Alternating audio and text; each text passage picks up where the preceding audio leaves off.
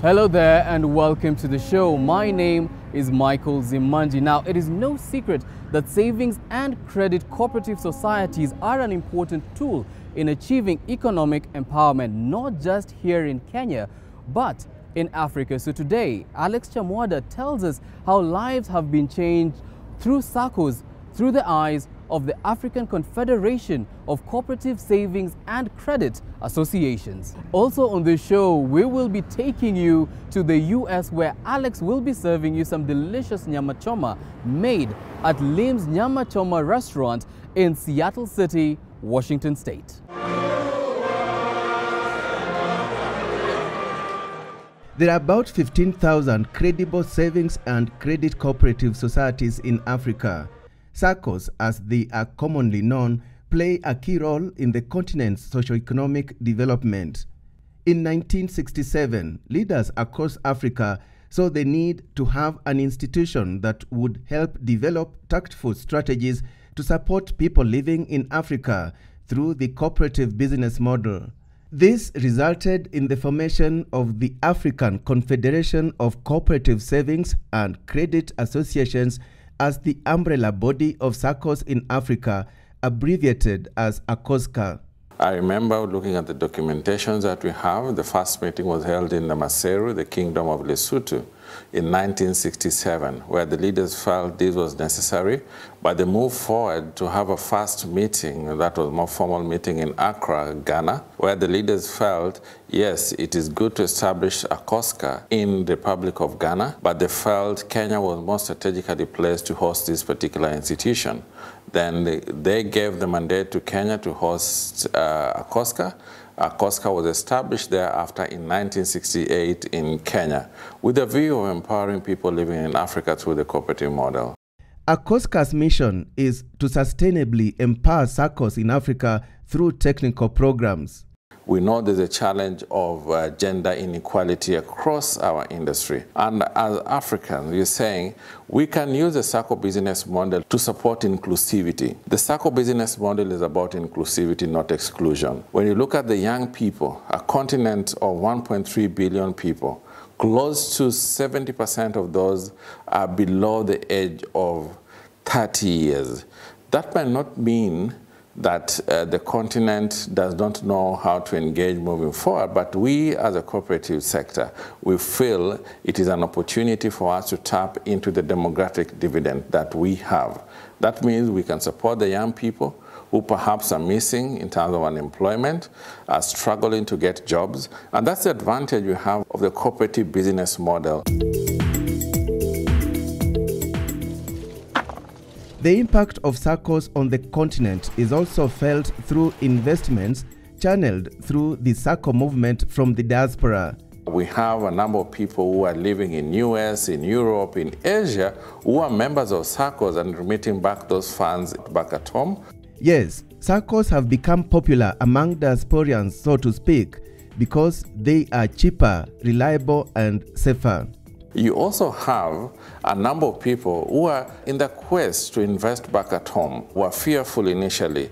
Do we put our money or investment to the commercial banks, or do we put them within cooperatives? And with proper regulation, you've seen a lot of keenness of people investing in the SACCOs, people using SACCOs to support them on their need. One of the big things that have affected people across the continent, our membership, from Ghana to South Africa, across from Uganda to Angola, you could tell that we spend so much on housing, we spend so much on health, we spend so much on education. And in that quest, you find those who are living abroad are investing a lot back at home on housing. So cooperatives provide you with that opportunity, more secure because of regulation, to be in that particular space. The cooperative movement is global, and ACCOSCA continues to pick lessons from other parts of the world. Over 100 million Americans are members of credit unions. They choose credit unions over banks because of affordable products and services that meet their daily needs. But more importantly, they recognize that they're member owners and have access to financial services at an institution that cares about them. American credit unions put people first. And it's the same here in Africa. All of the conversations we have at ACCOSCA and at credit unions and associations is about how we can grow the economic viability of families across the continent through affordable products and services delivered in a way that makes sense for members every day. We love to have children participate to the oldest members. Everyone in between will grow through their credit union. ACCOSCA, as the umbrella body uniting SACCOs in Africa, has been championing improved regulation. Central banks, regulatory authorities, the relevant ministries in charge of cooperatives, and national associations have been part of this effort to formulate regulation that in effect has enhanced good governance and credibility among the SACCOs, with technology and innovation playing a key role in the management of SACCOs. We've showcased Kenya, for instance, the cooperative movement in Kenya, who are a little bit advanced in terms of innovation. When you talk about innovation and technology, I don't think at the moment there's any country that will beat Kenya in that space. I know there's countries like Sudan, Gabon, that perhaps when you come to mobile banking and the ability to have a closer financial inclusion and access facilities, they are perhaps better compared to other countries. But we're saying, let's use the SACCO business model to promote this particular agenda. When you look at the interest around SACCOs and Africans who are living off the continent, Kenya, I think, is the first country that started diaspora SACCOs. As we move forward and to encourage professionalism across the continent, ACCOSCA also established a program called Development Educators Program, a program that started in 2014. At the moment, we have been promoting professionalism through that particular path. We have close to 427 graduates, out of which a significant number of them are providing us with technical support across the continent. In the past few years, I think maybe 5 years ago, we had a project with IFAD, which is a UN agency, and the project was in Tanzania, Ethiopia, and Malawi. One of the key things was to support rural financing, and I know we've used the development educators to see that the program has been successful. I myself, as a principal secretary, I attended the DE program. In short, it's called the DE program, which is a very intensive one-week program where you go through all facets of cooperative business model, its principles, its values, and then you drill it down to savings and credit cooperatives or credit unions. Through this, ACCOSCA has been able to really develop the leadership capacities of various leaders in different roles, whether they be chairman, whether they be board members, whether they be CEOs of various savings and credit cooperatives, to actually get a grasp of the cooperative philosophy as a whole and the nitty-gritties of how do we get then strengthened, strong, resilient and sustainable financial cooperatives in Africa. ACCOSCA continues to work with various partners in order to achieve its objectives. Currently, we have a new project we are doing with the Cooperative Development Foundation of Canada, which is supported by the government of Canada, called GAC. The project is in Ghana, Senegal, Ethiopia, Malawi, and Kenya. The interest of that particular project is towards inclusivity, and two things that emerges openly. One, how do we support gender equality within everything that we are doing as institutions? How then also do we reduce the generation gap within our system? ACCOSCA is an institution that thrives at this particular moment on using the cooperative business model to empower people. The Annual Savings and Credit Cooperatives Association Congress is one of the largest projects of ACCOSCA. It is the largest annual cooperative event on the continent, whose aim, among others, is to enhance networking among SACCOs. In 2021, the Congress was held in Kwale in Kenya's south coast.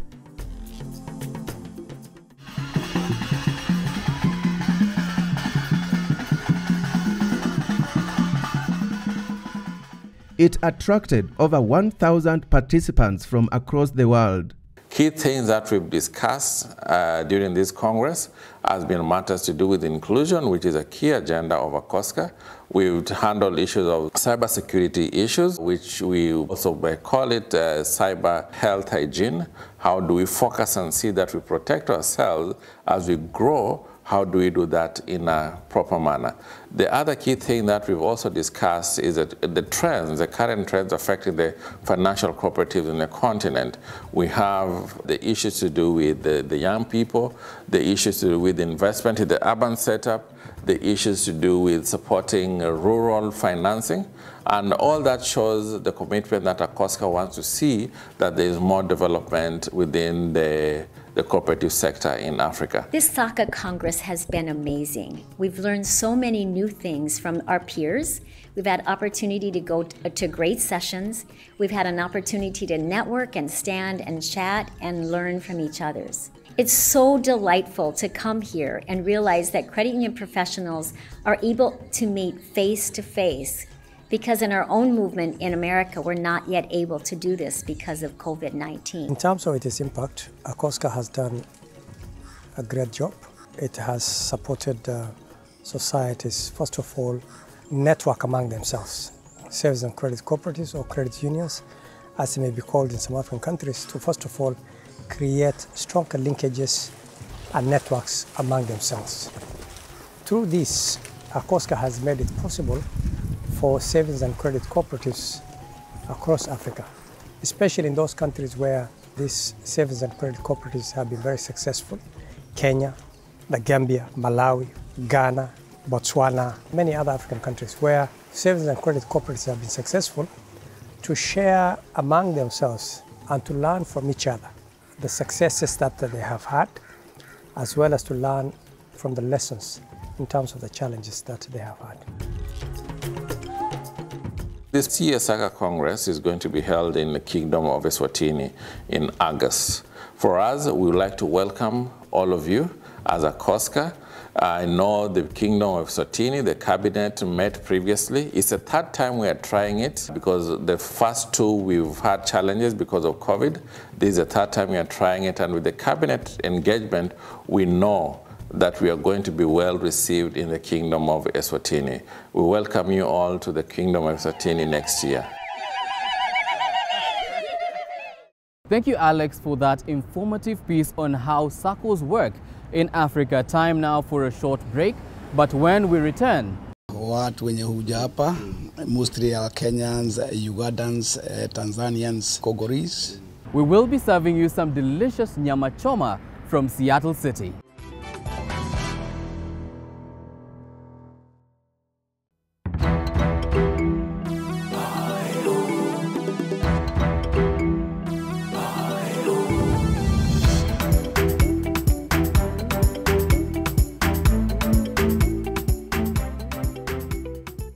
In Seattle City, along Pacific Highway, lies a little-known Kenyan treasure. Lim's Nyama Choma is a family-owned Kenyan restaurant known for its unique touch on popular Kenyan dishes.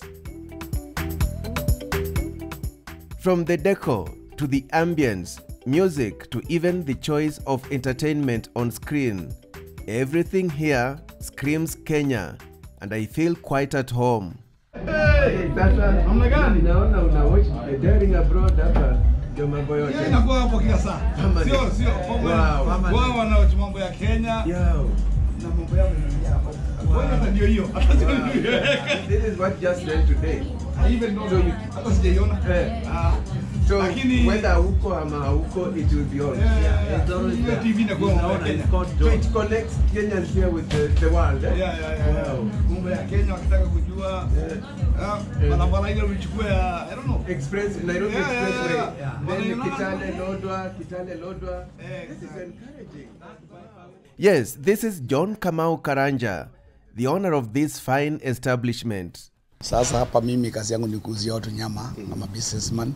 Sisi uchoma nyama, utengeneza mutua, mukimo, experience ya chakula ya Kenya actually. John says Lim's Nyama Choma's clientele is borderless. watu wenye huja hapa mostly are Kenyans, Ugandans, Tanzanians, Congolese na watu pia kutoka Amerika wanaanza kuja kwa wingi na wanafurahia chakula yetu. Yeah. Na wazungu? Wazungu pia wanakuja, wanapenda mutura, wanapenda greens, wanapenda mukimo. Actually, it's just mashed potatoes. Interesting. Wanaita mukimo mashed potatoes? Kuna yao inaitwa mashed potatoes. Sisi nayo tunawaambia hiyo ni mashed potatoes yetu. The only difference yetu tunaweka mahindi. Yao hawaweki mahindi. So it's the same thing. Na kwa nini wanapenda mutura? Mutura, I think they say it's vile tunaitengeneza, ladha yake, na ina chumvi mingi. And then wanataka kutest vitu kutoka nje pia. I love it because of the food. See the faces of the Kenyans, the kienyeji types of foods you can see around. Nyama Choma, matumbo, all this stuff. Nimekuja kwa Nyama Choma, you know our culture. Nyama Choma. So I have to follow what we do, and we do it good, because our Kenyans are also doing that, and we feel like we are in Kamakis in Seattle. Wow. Yeah. Sasa umekuja kuorder take away ama kukula? Ni take away, na hata nikikuta friends kama wale wako, tunakula tukiongea nyumbani. And that is also helping to socialize na kuondoa stress. Yes, it's all about preparation. But call me a skeptic. I had to experience firsthand what Kamau was talking about. Time for some ugali and matumbo. Quite delicious, and this time round, I ate it the right way. When it comes to sourcing of ingredients, Kamau says it's all done locally. Nyama huwa tunaenda kununua kwa farms. Kuna farms zinauza nyama na slaughterhouse. Kuna mingi, but there is one big one, and the others we go to the supermarkets like greens. Vitu vingine zote tunanunua kwa supermarket. Yeah. Nyama ni aina gani? Ni mbuzi ni gani? Nyama ni mbuzi. Mbuzi zile zinakula majani. Yeah, situmiage nyama ya fridge, natumia nyama ya mbuzi. Yeah. Fresh ile wa Kenya nyumbani wanajua ya kule Kitengela au Masaini huko. Ndio iko hapa. Yeah. It seems you specialize in mbuzi meat ama kuna nyama aina nyingine? Mbuzi meat, mbuzi. Yeah, choma. Mbuzi nyama choma, ya mbuzi ndio sana na specialty naye. Yeah. So kwako unajulikana kwa nyama choma? Kwangu najulikana kwa nyama choma, watu wananiita Kamakis wa Kenya, wa Seattle. Juu kuna ile famous Kamakis ya Kenya. So this is Kamakis of Seattle. Yes, for the past 2 years, Kamau has been building a brand here with the help of his family, who are core in the success of this business. It's a family business, but tuseme wote nimeandika. I do work here with the 2 people plus my sons and my wife. Lakini wote nimeandika. Wote wanaipo na hii kazi. Hakuna kazi ya bure. I'm the cook. Yeah. Wow. Wewe ndio unatayarisha chakula tamu. Na watayarishia boga, na watayarishia mukimo. That's mashed potatoes with corn and some peas. I make ugali. Mimi nafanya kazi hapa kama waiter, cashier. Sasa mimi nauzia tu watu nyama. Yeah, nimemaliza form 4 this year. Sasa ndo nimekuja tufanye tu na dad hapa. The role I play mostly is I do accounts for my dad. I help him set up websites and open Instagram. You can follow us on Instagram, Lims Nyama Choma, and everybody's welcome to eat. Now, running a restaurant in Seattle is not a walk in the park. One has to comply with various licenses and taxes. Lazima chakula iwe fresh, usikize customers vile wanasema. Usikie customer wanasema chakula ikuwa chumvi mingi, you know how to do. Kwa hivyo sana I depend on what customer will say, especially customers from wherever they come from. So wakisema ni mzuri na kanyangia hapo. Yeah. What else should you really be keen on? Cleanliness, mambo ya health hapa lazima iwe hali ya juu. Usafi lazima iwe hali ya juu. Chakula lazima iwe fresh all time. Yeah. Okay. And that's what I do. Having seen how the business is run by the Kamaus, the next question is, how exactly did they get their footing in the hospitality sector? This is a family business. Tulianza kuchinja zamani Kenya, baba yangu, babu yangu, my brothers still. Hiyo ndio biashara wanafanya Kenya. Pia tumeshikana nao huko Kenya, bado tunafanya. Nairobi tuko na mabucheri huko. Yes, the Limuru native has food handling in his veins, and when he got the good fortunes of winning the green card lottery in 2013, Kamau simply brought his expertise here. Wakati nikuja hapa, nikachomea watu nyama kidogo, bali niitwa Cooperatives, kaona nafurahia. So they start calling me, niwachomee kwao, nikawalipisha until now nimefika hapa penye sasa niweka kazi yangu. Kwa Kiingereza tunasema it runs in the blood. Okay, yeah. It runs in the blood, yeah, that's it. Yeah. Ni mambo ya kifamilia. Ni mambo ya kifamilia, yes. Yeah. Yeah. Once you come here first, lazima uwe na host. Now the host who is having you is the one to show you where to start. And here I started in adventuring in health sector. So I was employed in hospitals, in nursing homes. That was my first jobs. Then from there, I started my own business. Apart from the hospitality sector, Kamau also dabbled in other businesses. He used to sell curios in South Africa and Zambia, and even relocated to southern Sudan for a while to be a plumber. You know, with the wasapri, Wakikuyu, you must have so many things. You know, so that you don't depend on That's real hustling. But in all his travels, Kamau says America is one of the toughest places to do business, especially when it comes to sourcing manpower. Hapa haonekani, sio kama Kenya vile unaamka ukitaka kufanywa kazi unaita watu 5 watapatikana. Hapa ni ngumu. Junalipa in hours, so mtu wakuja afanye.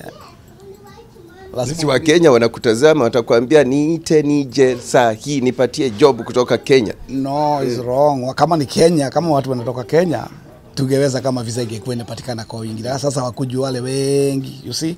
Na mtu akikuja hapa anakuwa na ile dream. Unaona dream ya American dream. Sasa ukimwambia kuja kazi ya hoteli kuuza mtura kwanza anaona this is not the right job. So ni ngumu, kufanya kazi ni ngumu. Clearly Kamau is living his American dream, but he still carries his motherland in his heart. Normally I put Chams video for my customers to see what is going on in Kenya, especially those who don't go to Kenya. Once they come here, I like them to have the feeling of Kenya. So that's why I put the Chams media. It gives them a feel of Kenya. Of course, wow. And they see how Kenya is developing. Wow. Quite motivating, and as we wind up, Kamau's parting shot is always be willing to seize opportunities as they come, but be mindful.